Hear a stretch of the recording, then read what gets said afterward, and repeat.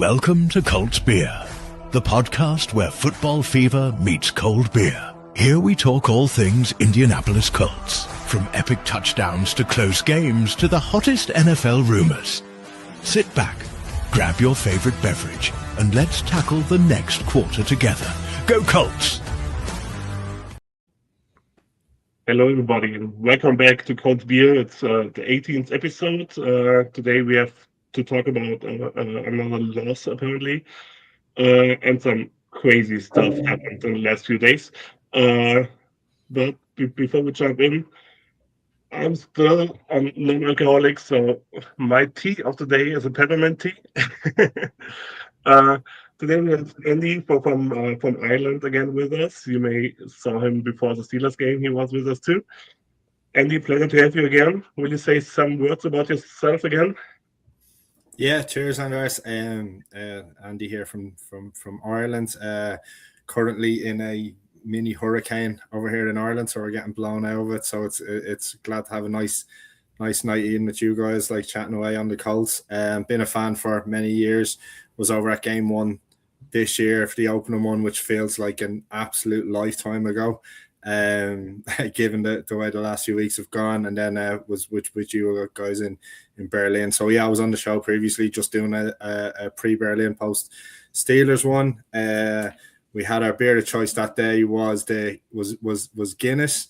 I had one prepared for now, which is, given the way that things were going, I was going to rob my wife's or my partner's 57% gin, limited edition, because I thought we needed something stronger. But I settled for a good old-fashioned Peroni after the news of who we signed and what way of things. I'm going to stick to just being regular on this. So cheers, lads. Cheers, Andy.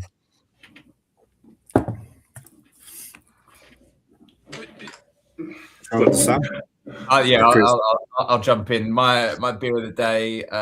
So this is the second one that came out of my advent calendar. Another German one. Apparently, this advent calendar is all German beers. Waugh. So I'll let Christoph and Andreas tell me whether I'm going to enjoy this or not. But yeah, that's my beer. And probably going to need next time you get better beer from us. Yeah. When we talked last week about these, you the whole time bring you the bad beers of Germany. Yeah. Yeah, when we talked about last time about the Bitburgers, the base industrial beers thing. Yeah. Last time it's even worse. Oh, well, cheers to that. So, Christoph. I don't know. Yeah, so I have a Dithmarscher from a friend of the coast in our northern area. I don't know if it's good, but I will try it. And it can flump. That is the best case. Do it. You know the sound. So enjoy. Cheers. And cheers, Darren. Yeah, Darren's in there early. What a day to be a Colts fan. Has anything happened today then? Did I miss some news or? No, I haven't heard anything. So don't know what you mean. Yeah. Do we want to talk about the game first, or should we just not talk about the game and about the quarterback situation at all? What do you guys think? Can we delete the game from our heads and only look in the future? We have a young new quarterback in our roster. Yeah, I mean, like the team, I don't think we should ever. No one should go to Jacksonville, whether it's us talking about it or the Colts playing in it. Just scrap it completely. We just stopped that. We just stopped traveling to Jacksonville. Yeah. But yeah. No, yeah, I was gonna say happy. If it does feel surreal, doesn't it? That if we were to do a prediction pod like at the very start of the season and said we were going into mid-December 8-5 and one game back on the AFC South, you'd be kind of going, hell yeah, like let's do this, like with the run to come. It's how we got here is what's bringing us a bit imbalanced. That's all. Like, but gee, lads, we're still in competitive football going into December, like, you know, which is a big thing for what 52-man roster now, like with one position up for grabs, like, you know, of what's going to happen. But those boys are going to really want this for at least for Sunday, and then on into the Niners game at home. Like, so let's see what happens. Yeah, I mean, yeah. Kevin also didn't see a game on Sunday. So. It looked good for about 6 minutes, and then the rest of it was all just a blur. But yeah, no, I agree with Andy. Like, I've gone through the emotions like since Sunday. Obviously, Sunday was just terrible. I think everyone kind of knew that he'd done his Achilles there and then. Really, when someone grabs the top of their calf and then goes to their ankle, you know that means their Achilles is done. So you're already kind of, the heads are gone at that point. And then, yeah, it's just been a roller coaster of what other news can we get? You know, right tackle concussion, Charvarius Ward, third concussion. I mean, that might be his time done in the league, let alone in Indy. Now you have to assume that's going to be running through his mind.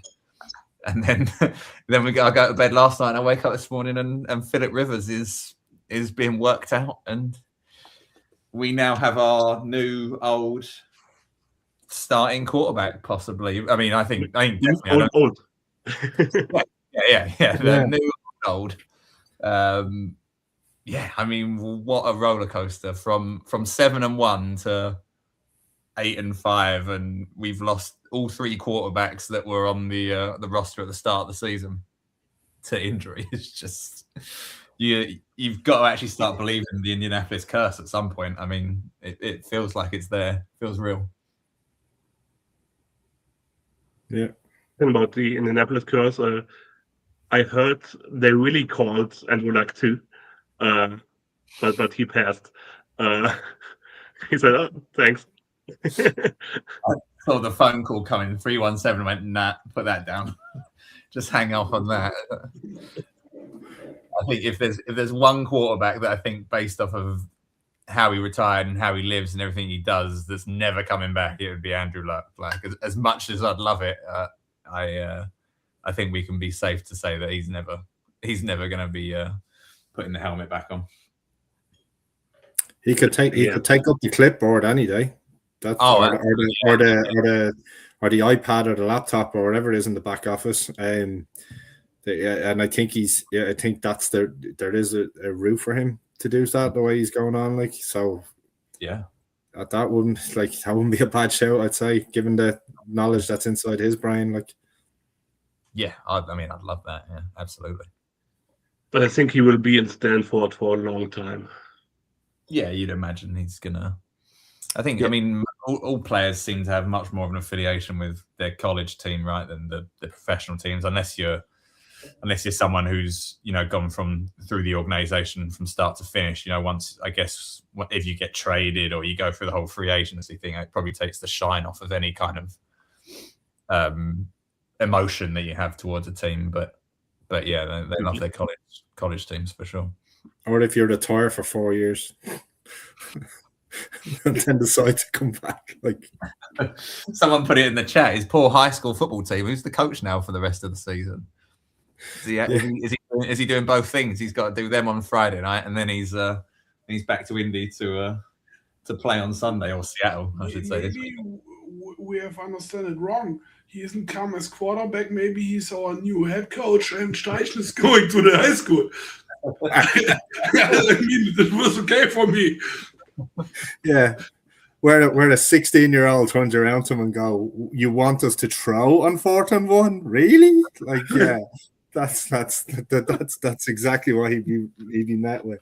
Like it does look like he's going in as a mentoring role behind Riley, like, which you know, says something about Ripien, like, on the side. Like, what does the kid, that guy, he's not a kid, he's 29, like, have to do from a backing point of view? But it looks like he's going to go in as that, and then but what I don't get about that is then what's the quarterback coach like meant to think on that, when that's his basically his job throughout the the season, and then what's Steichen calling the offense like is supposed to be the next in line with mentoring the young quarterback. So I get it in theory, but it does throw up a lot more internal questions as to what way the mindset is behind the scenes. But really, if you need a mentor, you don't bring Rivers as a quarterback in your team. Sorry, you can say, hey, you are my new assistant water boy. And here, this is Riley, you are his personal water boy. Then you have a mentoring. If you bring Philip Rivers after 5 years with the first chance to come, next year's the first chance for the Hall of Fame of him. So, and now it begins a new time, 5 years to wait.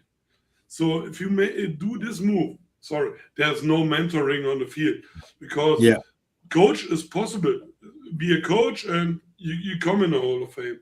But in this role, you bring him, maybe he can start. So I think. Yeah, I'm convinced of it as well, Christoph. I think I get the mentoring thing, but I'm on the same side as Christoph. Like if it was purely that, then bring me in as an assistant coach or something, whatever, give him whatever title you want. He can be around the building, he can be in the quarterback room, like he can do everything that you need him to. If that was what he's feeling, I genuinely think that the Colts are maybe playing down the injury to Riley Leonard here a little bit. I mean, Schefter's calling it week to week, which already I think that pretty much rules him out Sunday. If it's a genuine week to week injury, I think he's out Sunday, like physically can't play. So I think you only do what you're doing with Philip Rivers if you're going to start him Sunday. Like I think he's here to start. I don't see any other angle from this now. Maybe they have talked with Andreas. So Andreas was called them, hey, the greenkeeper is good enough to be a quarterback. So Philip Rivers is 1% better than the greenkeeper. So that was the idea. Maybe. Probably. But in between, hi Flo, pleasure to have you. Go Granddads. And I mean, I don't want to put a downer on your night, Andreas, but I think this pretty much tells us that AR is out for the season. Yep. Like I don't think you go and do all of this if you think that there's a possibility that your backup quarterback can come back next week or even the week after. I think that probably rules him out. Exactly. If you have at least a chance that AR coming back in the next 2 weeks, you will not sign Philip Rivers out of retirement. He will just go. You will just travel to Seattle with Ripien as a quarterback. Say Jonathan Taylor have something with his ankle too, and all the other starters too, and just let play the backups, give away that Seattle game, and start fresh in the next game. But yeah, like you said, you don't do that move for one game. It must be a hard balance, like what Andy, what you said about, it's 53 men at the moment, 53-man roster eventually. Like, must be a hard balance to try and strike. As fans, we're looking at Seattle road game with whatever's going to be at quarterback. Even if Riley Leonard was fit, you'd still be looking at thinking, as a fan, I'm looking at thinking, wow, that's a tough game. Whereas, you can't just, you've got them men on your team. You can't just think to yourself, we're going to go and throw the game and we'll play whoever we care, whoever's there, and just kind of throw the game and focus on San Fran and Jacksonville next 2 home games. So yeah, I don't know. I've got a feeling this is probably going to G the locker room up. I mean, there's a few guys that obviously played with him back in 2020. That was Pitt's rookie year, I want to say. Yeah. Pittman Taylor rookie. Yeah. Yeah. So I've got a feeling this is probably gonna. I mean, one thing you're gonna get out of Philip Rivers is that guy's definitely a good locker room dude. Like I think he's gonna have you fired up, like as your quarterback, whether he's played for not for 5 years or whatever. I think you're still gonna go in pretty fired up as a team. How it works out, who knows? Apparently, he threw the ball well in a workout, which I'm not sure what else they would say, but. And I also don't doubt that fact at all. I mean, I don't think you probably lose the throwing element of it, given that he's around high school football all the time anyway. Yeah, when I talked to Christoph a few hours ago, I was like, yeah, I mean, Philip Rivers probably still can do better these short route passes better than a lot of other people in the league. Uh, so maybe with Shane Steichen's playbook, Shane Steichen's playbook actually screams for Philip Rivers. It's like, give me that guy for my kind of playing. And yeah, if he can just do it to Pittman, Downs, Rowan, and every fourth play handed over to JT, then yeah, we'll probably be fine or something like that. Yeah. Yeah, I just think the gap is too big. I think the gap between when he last played the NFL, I mean, rules have changed. Like, he probably looked back at that and went, I'm more protected now going into this game than I was for my whole career. Like, you know, so I got hit. But like, I just feel like the gap is too. You're not going to like kick off that rust in 4 days. Like traveling on the Saturday to Seattle, which is the equivalent of like flying to London, like, you know, for a game. And you don't get that off quick. Now the following one at home to the Niners, like that's a different story with 10 days. I still say the gap is too big. I think anything that Philip Rivers can bring to the table now, a playbook that's designed up for someone his age with his skill set, or what we presume is still a skill set, I would still say a mediocre quarterback can still do that if it was dialed up correctly for him, with the right protection, with the right route movement, with the right running from the receivers, and the right gap, like with support with the running backs. But this is just this is a thing the Colts have done. It still doesn't get away from, this is Shane Steichen's most important 2 weeks of the season, whether it's this week and then leading into next week or not. Whoever's the quarterback, and whoever, like the quarterback issue last week with DJ going down, and that the playbook still had to change. Something had to be adapted. It didn't feel like it was adapted like enough, and this is where I think this is a massive deflection of 3 days of talking about the quarterback situation, when actually this is going to be all about this playbook and how to stem this Seattle defense and somehow get us up and down the field when we need to, like, you know. Yeah, no, I mean, yeah, I completely agree. I think there's I mean, I think people have said, you know, Tannehill's out there, Derek Carr's out there. I don't know whether he would actually pass a medical, but there's quarterbacks out there that you probably could argue would do at least the same, if not a better job, purely just because they've been in the league more recently than Philip Rivers. Shane's playbook, like I said to you guys before we jumped on, that like is his playbook that complicated that we don't think that there's a quarterback on a practice squad somewhere that could come in and run it? I mean, Sam Ailing has been around him for a couple of seasons. He could probably come in and run it. Yeah.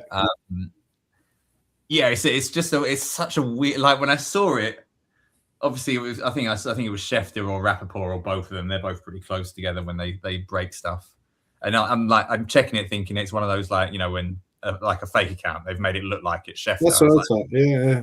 Like I just, the desperation is concerning. For me, this makes me think, and I've said it in the chat, I'm quite vocal about it, that if we miss the playoffs, I think that Ballard and Steichen should be gone. I know that there's plenty of intangibles that have happened this season that are out of their control, but at the end of the day, something's got to change at some point.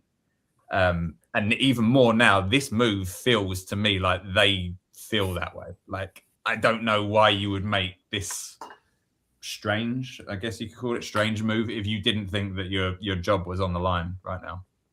There's a possibility that this is just, he's signed to the practice squad. He can easily be released from the practice squad before the end of the week and going into game day. Not saying he will or he won't or ever, but you know, America is very much on, like, the politics is very much about deflection, you know, and there's no reason why they couldn't do something like this to like bring the fans in, bring the historians in, like, you know, do all of this to try and stem it. And behind the scenes, they're working hard to try and actually bring in a makeshift, and then still have Rivers as like signed, but in the building, but then released, like, and then he can be re-signed then on Monday. Do you know what I mean? And another part, you can keep re-signed to the practice squad and releasing. I just don't know. I just think it's a bit of a, like, if I'm the social media manager for the Colts now, this is literally Christmas before Christmas, you know. But being realistic, it's like, holy crap, like, come on, like, what we do. So I'd say like next couple of days it should come a bit more clearer. Yeah, tomorrow's training will be interesting if he practices. Yeah.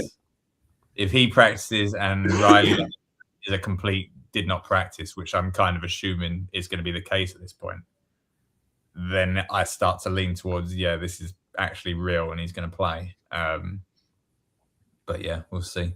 So I think, can you have two quarterbacks on your practice squad? I guess you can. I guess there's no rules about that. But you can only have one as your emergency quarterback on a Sunday. I don't know if there's any rule. I mean, with Philip Rivers and Shane Steichen, so they have a connection. Philip Rivers was Steichen's first quarterback he ever trained or he ever coached. And I just read before we started, actually, Wiley Leonard is in off-season pretty often together with Philip Rivers, and they train together. And Wiley Leonard say that Philip Rivers is his quarterback mentor, actually, with even before that. I think they're from the same part of the country, right? I want to say. Yes, pretty close together. While Wiley's family lived pretty close to Philip Rivers. So yeah, Marcel is with us. Hi, Marcel.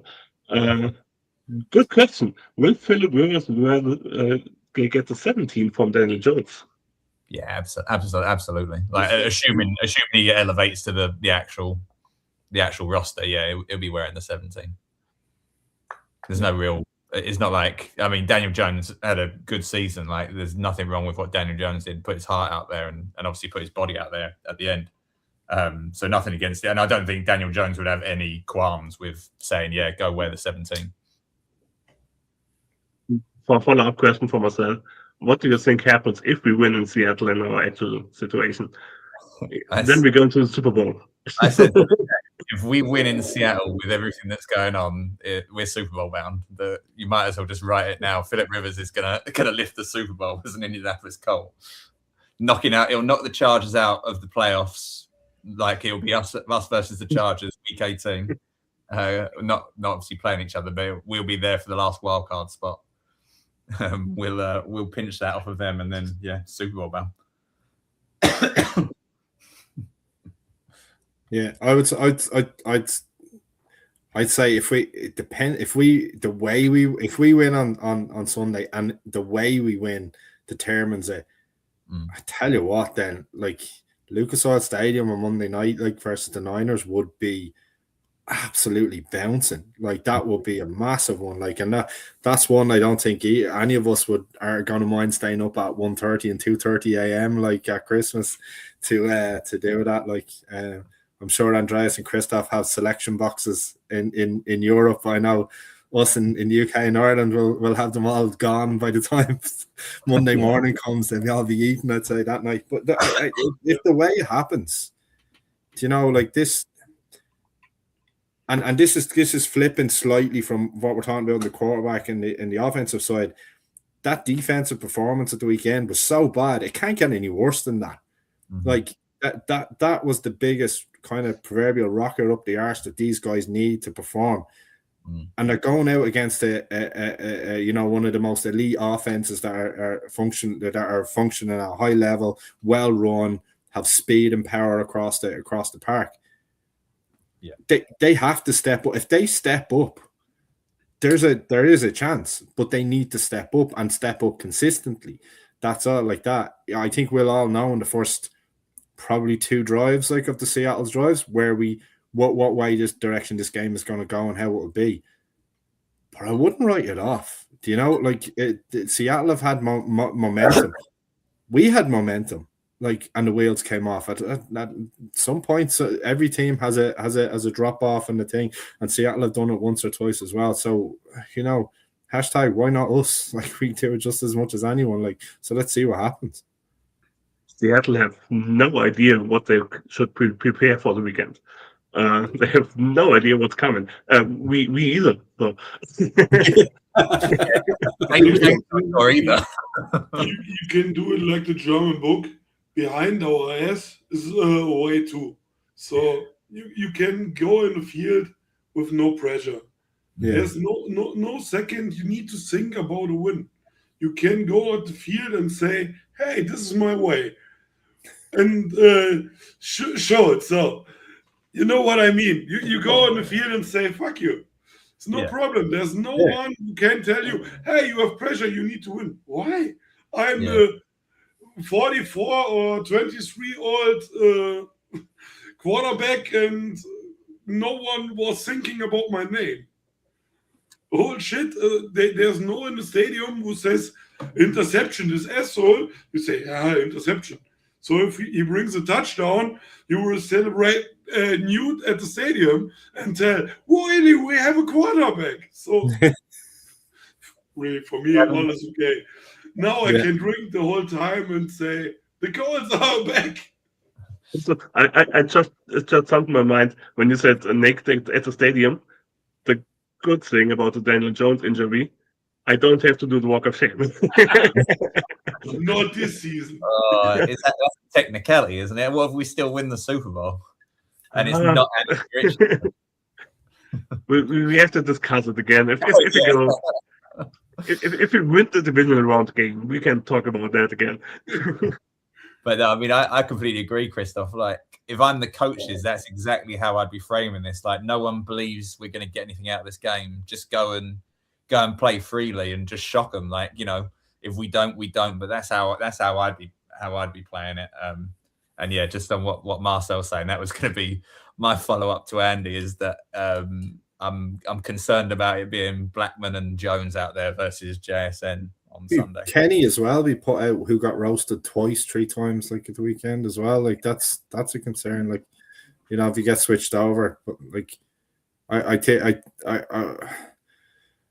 like some of the routes, some of the stuff that Lou has been putting in, like he's been dropping linebackers back into the cover mode and pulling the cornerbacks up and the safety. Every time they've done that, I think we've only stopped the ball like twice in like 8 or 9 attempts when the linebacker has dropped back in to cover. So, yeah, it'd be interesting to see who they do bring up. Like if there is anyone that can bring up again and push it through. But either way, whoever it is has to step up better than what we were doing. I'll ask you this then as well, lads. Would you like to see, like in the first couple of drives on the Seattle one? I'd rather see flags being thrown for contested throws, you know, contested passes, and if it's off a defensive pass interference or whatever, I would rather see that on every single play that we're going up for, rather than having people 10 yards open, 5 yards open every single time across the thing. I would rather see smash and hit and get close and give up 15 yards, like giving up the thing each time when it comes. I'd rather that than have Smith and Jigba wide out, like picking in 10 yards, not near anyone and going, like just to lay it, and then from there get into a routine. Like on that, it's very hard to get into a routine when you're standing off and you're 10, 12 yards, 5 yards away from your defender and getting roasted. You know, I would rather see a good bang each time, and if a flag goes, we reset in that position, you know. Yeah, I agree. I mean, we had that for however many years we had Gus Bradley, right? That's all we had to watch, and it was painful to watch. We hated the soft zone stuff. It never worked. It was terrible until bend don't break thing, but then you break anyway because you've not got the players to hold up in the red zone. I'd be all for it. I mean, on Sunday, I know we've not really touched on the game, but I thought Mooney actually looked okay. Like, I mean, the catch early in the first quarter, Trevor Lawrence, hats off to him. I'm not a big fan of him, but he threw an absolute dart to BTJ, and it was a ridiculously good one-handed catch. The coverage was there. Like, I don't know what more Mooney could have done, but then when you look at people like Kenny and Jalen, it feels like they're getting roasted pretty early. So yeah, I'd like to see some more man. It's just whether we can do it with the personnel. Yeah. On that catch, that throw, because I commented on the group when we were doing that. What could he have done? It was a dime of a throw, and it landed straight into his thing. But it was floated, and he floated that over like 30 yards or wherever it was dropping down. And what he could have done more is he could have got his head turned quicker. It wasn't a catchable interception, like it wouldn't have been. It definitely would have been a fingertip touch. It was at a height where a fingertip touch would have deflected it and get it in. And that's the difference in people's minds. Eliteness is how many interceptions you can get and however many things. That alone would have been massive. So that's the finer things, I think, on the best corners and what they can do, for that. Like, but it was a hell of a throw. But then again, like, he was standing there with no pressure. Of course, he's going to be able to throw that. That was going to be my next thing. It doesn't really matter who you've got at cornerback. If quarterbacks have got 5-6 seconds to throw it, you could have the top 2 cornerbacks of the league playing for you, and you're going to get roasted because you can't. The rules are not designed for cornerbacks to be able to cover for that long in the league now. So we've got to get some pressure. I mean, no quarterback hits as well Sunday is just embarrassing. Backup left tackle, and you just think not even a single hit. No holding, or was there no holding calls on the defense? Like that's even worse than not even having the pressure on a hit. It shows that if there was no thing, you're not even getting close to it. You're not even putting yourself in a position where these guys have to drag you back or pull you left in or anything like this. Like, so that was a concern in one way that needs more. But again, this is what will go up on the board on your Tuesday morning meeting, like, that they'll have there, and they have to get that right. Like, otherwise they're in massive trouble again. Yeah, I think this is the first week that Buck can be back, right? I think he is. Yeah, he's available if healthy, so that'd be interesting to see tomorrow as well, whether he practices. And again, even talking about Source not playing, I mean, is he activated? Possible that he plays, I don't know. Is he activated today? Oh, I can't see Sauce playing. Like, no. Christopher, what do you think? The Buckner is not activated with the 3. No, he can be activated. He can be. He need to be at Tuesday.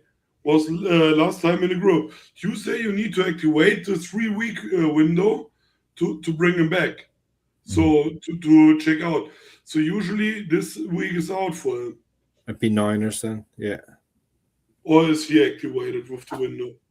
Well, I guess he can be activated just before practice tomorrow, right? Am I right? No, you need to activate Tuesday before the practice. The activation window. Practice. So and then you have 3 weeks to stay with the window to bring him back, or he is out of season. So that is the rule. Yeah. So usually you need to start before practice, activate this window. That was the call last time I was read. So usually you need to say, hey, we are expected to bring him back in the next 3 weeks. So that you need to call at the NFL. Week 15. Week 15. So we're in this week. So Niners, isn't it? 15, 16, 17. Yeah, no, this is week 15 is Seahawks. You can activate him, but you need to open the window. Oh, yeah. So it's this one. Yeah. So the question is the window open for him? Because you have... It would be stupid if they don't do, because, I mean, it's like 21 days from now on, or from yesterday. It's actually before there's only one game left after that. So, you know, it's end of December. It's like, but you need to think if there's a problem with his neck, only a small problem, and in the last week that is still there, so he's out of season. So it's for one more game. But you can activate him in the playoffs if they come in. Yeah. So maybe that is wait for the playoffs with him. I think maybe. So and Marcel is the same. What I thinking maybe with a neck injury you have some problems maybe. Maybe. Yeah, I mean, this is second year running, I think, with the neck with Buck, wasn't it? Obviously, he had the surgery this time around. I don't think he didn't have surgery last year from memory, but he still was out. He was still out with the neck last year. Yeah, he didn't have surgery, I think.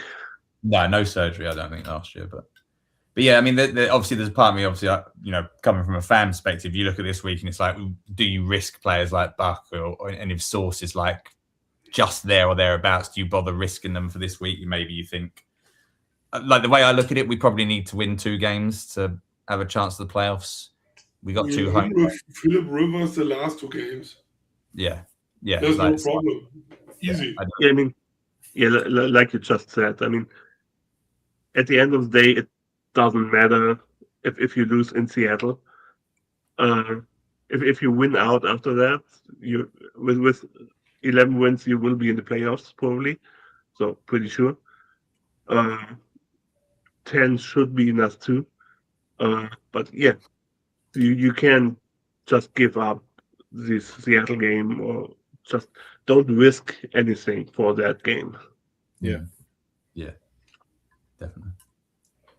And Wagner isn't the biggest problem. Gallimore makes a good job. Yeah, you see the difference, but the D-line works okay. But Gallimore only do one stop. He doesn't work up front into pressure for the quarterback. So yeah. I mean, I was looking who's playing who. So, like in theory, like if we beat the Niners on the Monday night, and we get through, like the next. If you look, I'm looking at some of the fixtures. Like, and I was looking at this actually last night. The Chargers play Texans. Like that's the Texans' last 2 games are against the Chargers and against us. Like that's their make it or break it, like type of one. That's the chance of them to knock both. If we win, like knock both them out, like and push them down. Jaguars, I don't know about like what they're going to do. I think that Chargers win last night was massive for the Chargers and pretty much knocked the Chiefs out completely. Like that was a knockout blow for the Chiefs, like altogether, which was really good to see. But the Jags, the Bills. I have a funny feeling we're just going to either miss out by 1, and even the head-to-heads might go against us unless we can get the levelers against the Texans, or the Jags, which we have to win, and they go on to the tie. I just have a feeling if we were able to get through on a technicality on wins, I will be delighted. Like an absolutely delighted we would be if we can get to 10 or 11 and go through on a technicality. Now, as in a tiebreaker, it would be brilliant. For the playoffs, I think the Chargers is the team that we have to be fully focused on what they do. Yeah, because obviously we already have the tiebreaker with the Chargers. That's in the bank, so they're the team that we need to lose out. Really, that Eagles loss hurt us quite a bit yesterday. Jags could only win 2. Jags Jets this week, Broncos away, us at home, and then Titans at home. Jags could only win 2. They're going to takes them to 11. So that'd be them on 11 wins. And head-to-head, we'd have a tiebreaker 1-1 with them going in as well. So I think Chargers have got what? Chiefs, Cowboys, Texans, and Broncos. On paper, you say that they're all losable. Yeah, Texans, I want to say, have got Cardinals and Raiders at home the next 2 weeks, right? So I'm almost discounting them from the factor because I feel like I feel like it's going to get to a point where we actually need them to beat the Chargers rather than lose that game. Yeah, and we're assuming Bills are in at probably 5. They're at 9 wins at the moment. Are they the Bills? Yeah, and I can see them beating the Patriots this weekend, and then beating the Browns, Eagles would be some game, like, because the Eagles are going to be fighting, I'd say, still for that, and then the Jets at the end. So they're going to. I can see the Bills winning 3, and then, oh god, do you know what? I can't even bring myself to look at them. The Patriots affect them. No, but I do whatever they want. Like, I'm not watching them. So I have too many Patriot fans or their friends, that I have to listen to this season that we're nowhere to be seen in August, type of thing. Yeah. They've all come out of the woodwork now, haven't they? Oh, have they what? Like, yeah. I will say that the highlights of what Drake May is doing as a quarterback is sickening to watch as a Colts fan. Like, absolutely sickening. Like, because that kid can spiral and dip like a ball like no one else in the league. It seems like it's unreal. Like, but I just can't bring myself to watch a game at the minute, like, at all. Like, so playoffs January could be fairly quiet watching the games if they're in it. Like, I have to say. No, I just keep rationalizing how they're playing with. Like, I just keep saying in my head they've got a terrible, like, such an easy schedule sort of thing. I'm like, it's all fake. Once they play someone real, they'll lose. But obviously they've already beat the Colts, so that might put that to. Yeah, but for this Sunday, I will do as a huge favor with my fantasy lineup. The fantasy players start this week. And I have Sam Darnold in 2 of my leagues at backup quarterback. I will start him in both, and he will suck. Yeah, you got to take one for the team. Yeah. That's Andreas. That's deemed as reverse psychology. If you're fooling us. He's like, I'm doing it because he's gonna fail, and then meanwhile he's there going, "In Jigba's open for 67-yard touchdown this way passing." I know it's fantasy's always a funny one. Like, I went Colts heavy this year. And for the first 8 games, I was flying it. Like, it was brilliant. And then the last three games on fantasy, each one's I've been 4 leagues, and each one, like, I had Warren Taylor, I had Badgley as kicker, and it was like he wasn't missing anything. He was like 10, 11 points each game, or 8 points or whatever. And in the last couple of weeks, I've had to sell, gone. Actually, Alec Pierce has been brilliant in fantasy. And there's another big concern. I presume that there's been nothing released that he wasn't gone into concussion protocol, and afterwards he was fine afterwards, which is a big relief. But his performances in the last couple of weeks have been, I think it's on the offense, has been the standout by a country mile. I think he's securing his contract. He's adding a 0 very easily, since he did from the start of the season. But this kid can ball, and I'm delighted that we've given him a chance with Daniel Jones to do this. I just hope, we do get someone in there at quarterback that can hit him down the field, because there's no one. I don't think there's anyone better in the league at a jump ball and to give us a chance, whether it's getting a flag or getting the catch. Yeah. I think Sunday he's going to be running a lot of suicides, and he's going to basically be just running the length of the field and probably not seeing the ball much. But maybe once whoever's going to be the starting quarterback has that week, then we might see some more out of Pierce on Monday against San Fran. Yeah, I've been banging the table for signing Alec Pierce. Like, give the man his money now. I mean, he's only getting more expensive the way he's playing. So get the man his money, because if he hits free agent, we shouldn't let him hit free agency, because I think someone will pay him an awful lot of money that then Ballard won't match. But I want him to be a Colt for numerous years. I mean, like, if that's class. Love that. Yeah, I love that.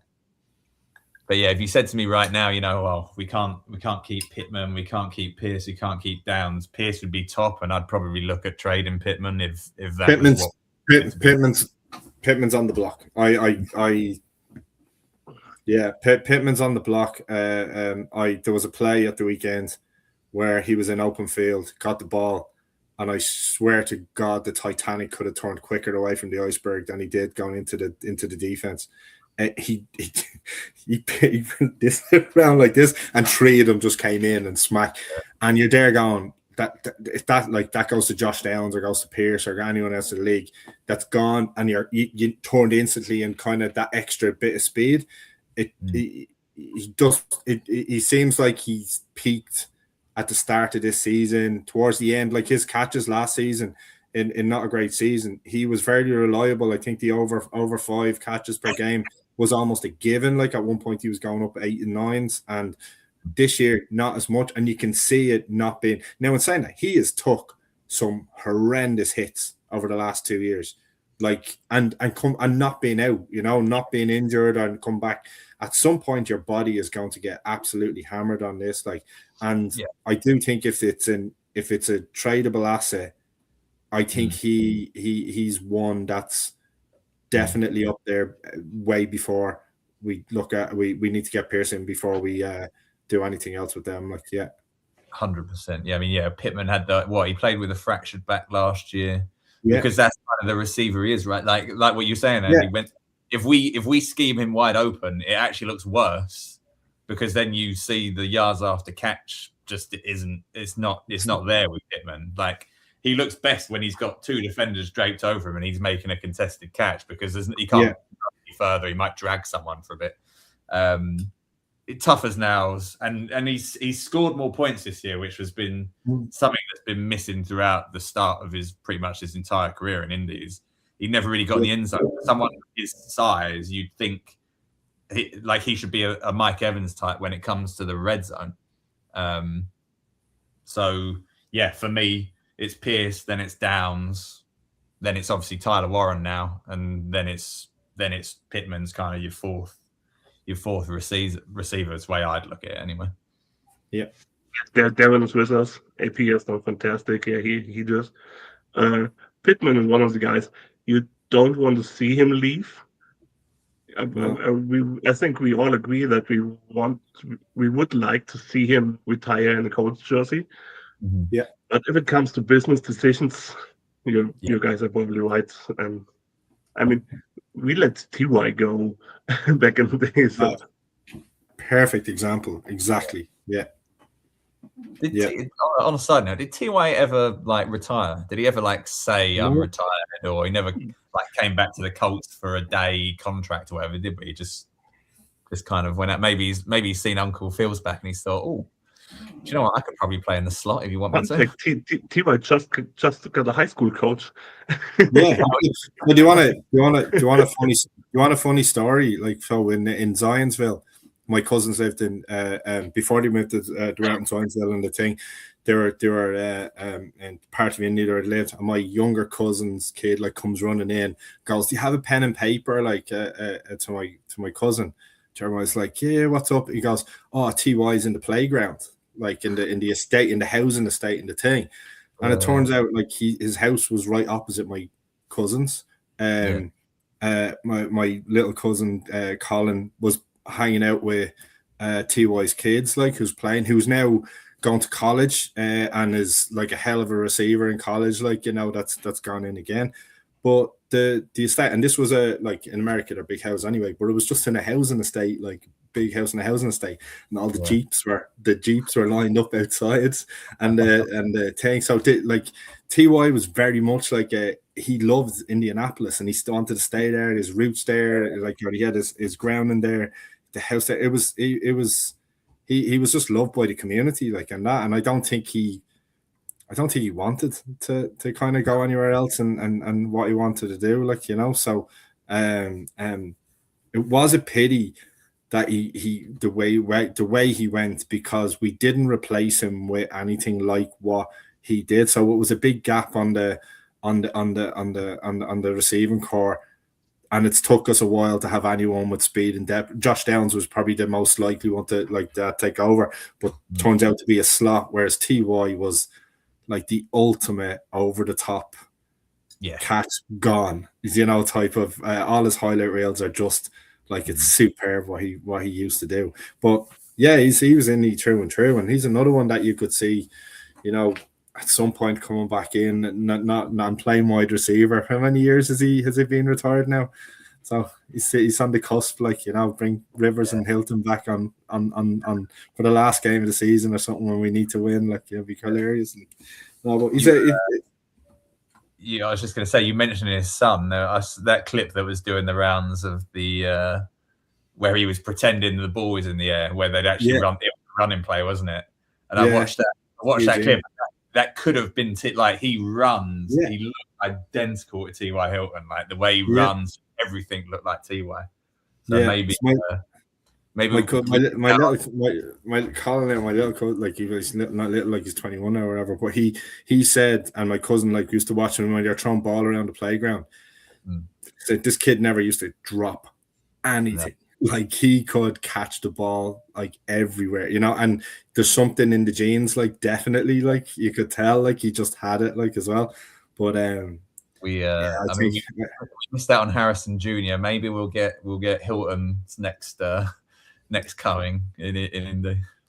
Yeah, there's a few of them. That's all the kids are coming. That shows how old we all are, like, you know. Yeah, it makes you think. Did we want to sign Philip Rivers, or were we after one of his kids? Like, no, we picked up the phone. Was there one of them there? That's good. Like. Yeah. I'm just clinging to the fact that our starting quarterback now is older than me, so I'll take that one to the bank. Yeah. We have here Little Storm saying, "Uncle Phil taking us all the way. We're back, baby." I mean, it's going to be exciting to watch, whatever happens. And do you think it's still possible to fight Alec Pierce deep if you throw underarm like Philip Rivers? The answer is no. Yes. The way that's how windy it is. Oh, underarm like this? No. I tell you, Philip Rivers used to had an arrow of a deep pass. Like that was the thing, and as well, like, and maybe the you know, the defenses like Seattle or Niners, if we play against them, might underestimate it.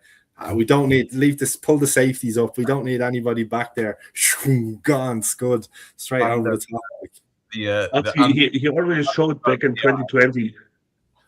He already showed back in 2020 that he lost a lot of his arm. Oh yeah, back then. It's going to be underthrown PI calls on AP. AP is going to have more penalty yards and defensive pass interference than he would have receiving on Sunday. That's my call. Just going to be going back to it. But our starting position on the field now can be on the 40, like from the kickoff, as opposed to back on the 20 or 25 when it was like in his 5 years ago. So he's probably looking at that going, I'm already up 15 yards on what I used to be. This is fantastic. Like, so yeah, no, it'll be interesting, like definitely. To T.Y., I want to say one more thing. That's one thing I'm really mad at Ballard in his whole time. Letting T.Y. I think he signed a veteran minimum contract with the Cowboys or something like that. So why not keeping the guy like T.Y.? And if it's just for the locker room, it was 2020 when Pittman we drafted just a young receiver in the second round. Just keep him as a mentor for veteran minimum. And he wanted to stay in Indy. That's the one thing I never understood, and I'm still mad on Chris Ballard for this. I think there was an issue with his injury, wasn't there? That he wasn't there, whether it was going to be fully or whatever. But at least give him a chance and see, and then release if needs be. Like you know, definitely on business decisions. We always seem to either. We don't do anything mediocrely in this with the Colts. Like, you know, it's always either let's blow it up completely or stay very safe on the other end. Stuff never goes through just in the middle. Like, and you know, there's never a day where things can go by where you just go, that's just a normal day sort of thing. But no, correct me if I'm wrong. Did T.Y. not play one season with Pittman? I thought that T.Y. played. I don't think so. Yeah. I just picked left in the same year. So the last playoff game we had was the Bills, right? That was Rivers was the quarterback. Yeah. And we had that. Remember at the end of the game, they gave us a ridiculous call where it should have been a fumble, but they overturned it as he didn't catch it. I swear that was T.Y. You right, 21. I had T.Y. in my. I was like, it's either T.Y. or Reggie, and it's like it couldn't have been Reggie at that point. Like Reggie would have been pushing Rivers now at that point. You're right. Two was with us was still 21 as well. That playoff game, Rivers had Pittman, didn't he? Missed him on a quick slant. I think I was on 4th down when we were driving. Yeah, it's funny how like the bad stuff tends to stick with you more than the well, that's a lie because the Chiefs playoff game will live forever, I'd say. yeah. Sean was also saying Philip Rivers have a cannon to be fair with him, but this was like a T-Rex. Yeah. I've just seen Sean's next comment. If that happens, we might have to have serious discussions about being Colts fans. What's the most depressing option you can think of a quarterback you can have next year? If Mayonnaise boy is the quarterback next year, that's a concern. We can say pretty sure it will not be Will Levis. No, it'll be. I mean, it's going to be what? It's going to be Anthony Richardson, Riley Leonard, and I still reckon you signed Daniel Jones. I mean, I don't think he can be ready for September. Would be my guess. Not fully anyway, but not sure. Yeah, probably sign him, and then I mean, at that point, you can't really sign a 4th quarterback. You'd assume. Yeah, you will have any other old banged up quarterback who will win QB1. Like we did forever. A training camp battle of AR, Riley Leonard, and then some Marcus Mariota or someone like that, someone in that ilk. Maybe I can finally get Jameis. I wanted him for years. For the vibes, if anything. Look at the vibes they've got going on in New York. I was telling everybody for years, bring in Jameis Winston, but they don't want to listen to me. Maybe Russell Wilson. Yeah, Russell Wilson QB1, awesome. Yeah, that's probably the most depressing thing. What could happen? Quite depressing. Wasn't Russell Wilson on the panel like on Sunday? Was he on the TV? Oh, I'm not sure. I didn't see. I tell you one to watch out for, and this is kind of be mad, is someone like Deshaun Watson from getting released from the Browns at the end, like, because he's in the building up there with them at the moment.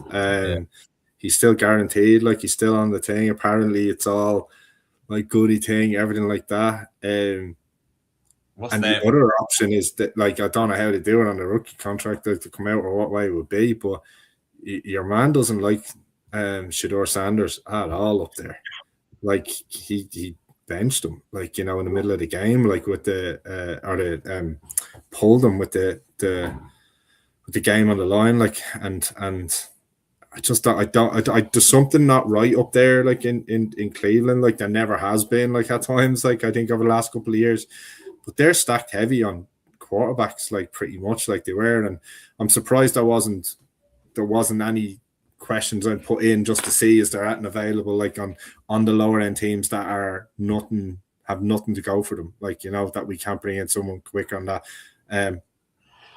But I'd say someone's going to pick up Deshaun Watson in if he can prove his fitness the same as Daniel Jones was, like, you know, for his improvement thing. People are going to have a look at that, like, definitely. That league forgives and forgets misdemeanors on the legal side very easily in the States, like, you know. So and if he can ball, if he can still play, he'd be worth a shout, like, you know. Is he still cap hit next year, or is he? Well, here's the thing is, right, depending on what way you were to go through the he's guaranteed everything from the Browns on that contract. Yeah. So you could just you could turn around and do something for like 10 million where he'd probably go fine. The Browns are paying everything, but the Browns may not. You'd have to buy out part of the contract or do something like this for someone like that. Like, his agent is probably the greatest agent that's ever lived, like, to be able to turn around and get that all guaranteed in one thing, like, and the GM the complete opposite up there. But there's going to be options. Like, there's definitely going to be options when the season finishes of what way it will be. I wouldn't want it, but Kyler Murray's going to be available, you'd imagine, at some point. I don't know how much that cost, but him and Harrison. we'll take both of them and like yeah. to take MHJ as well as part of the deal. Thanks, like yeah. You said Deshaun Watson is the greatest manager. That's wrong. Kirk Cousins manager is the best one ever lived. Yes, yeah, that's true. That would have been a shout. That wouldn't have been a bad shout, like given the way our offense is set up and kind of overbait to come through. But then again, like you who's that isn't what was the kid's name that was at the he's not a kid, he's like middle 20 or late 20s now. He's a baldy lad. He was at the Saints and he came in for independent games. Like I think he's at the Patriots now. The tight end. No, the quarterback. Yeah, the guy who played the one who played both. Swiss Army. No, not Taysom Hill. I'll find his name and that. But there's a level of quarterbacks like that I feel like if it was any other team, someone would bring someone like that in and win the 3 games we need. If it would be someone like the Saints or the Browns or the Titans or something like that, but it won't be us. Like, you know, we can't find that quarterback that's not brilliant for 16 games, but we need you for 3, mate. We just need you for 3 and to like have legs and a bit of craziness about you, like, you know. Yeah, it's safe to say. It's safe to say the RPO's gone. If 100%, like yeah. On Sunday, I think RPO we can rule that one out. I was immediately asking today for Jason Bean. Yeah, Jason Bean looked in preseason for me for a quarterback. Yeah, Josh Dobbs. That's who it was. Come out of nowhere, get a Superman cape, and just win us 3 games, and then big guns forever. Well, I mean, we should all spare a minute for poor old Brett Ripien. I mean, why is he even on the practice squad? He's literally just a warm body in the building. Yeah. So, guys, we already hit the 1 hour mark.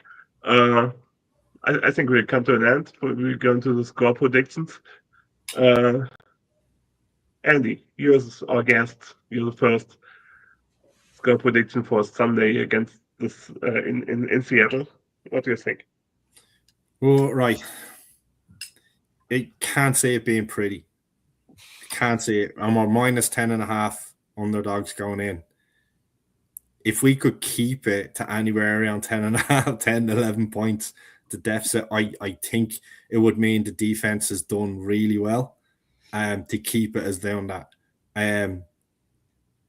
I would say it's going to be a hard one. I would say it's probably going to be in the 30s for Seattle. And if we can get up to 14-17 and get offense to score a couple of touchdowns in recent, I just think if we can get anywhere up around the 14-17 points mark with a couple of touchdowns and use that going into the Niners one as momentum a little bit would be great. But the defense need to keep the score. They need to keep it below 30 to be respectable. Yes, sir. 45-10. So I was trying to be a bit like take it 8. Yeah, 45-10 sounds about right now. Okay, yeah. Sorry, there's no cornerback on the field. There's no Buckner on the field. There's no quarterback on the field. Sorry, that is. I was thinking about a blowout. I love your honesty. Yeah, I mean, I don't think we keep Seattle to under 30 points in any stretch of the imagination. Picking against the Colts hurts my soul, but yeah, I'm gonna probably go. I'm gonna go 34-28. I'm gonna say that Unky Phil keeps it interesting till the end, but they just have a little bit too much. / we have a little too less on defense. Yeah. So, like I said, I will take this for a team. I will start Sam Darnold in 2 of my fantasy leagues, so he will suck. Seahawks won't do much points, so they will do only 17 points, and we will do. I just do it. I don't pick against the Colts. 2017 for us. I like it. I like it. Yeah. Super Bowl bound if we win Super Bowl. Yeah. And you never know. Maybe this guy will give us something come the 25th of December in the form of a new quarterback. Like, you know, we'll have a new quarterback under the Colts tree for next season, ready to go. Yeah, baby. I have to jump upstairs for him. He's going to. I have to bring him down under the tree at some point. Like, I keep him down. Like, I did have this one as well. That I would have had to retire. I wouldn't have a big thing. Like, it's the Indiana Jones one. That would have been nice if we got that in the cup.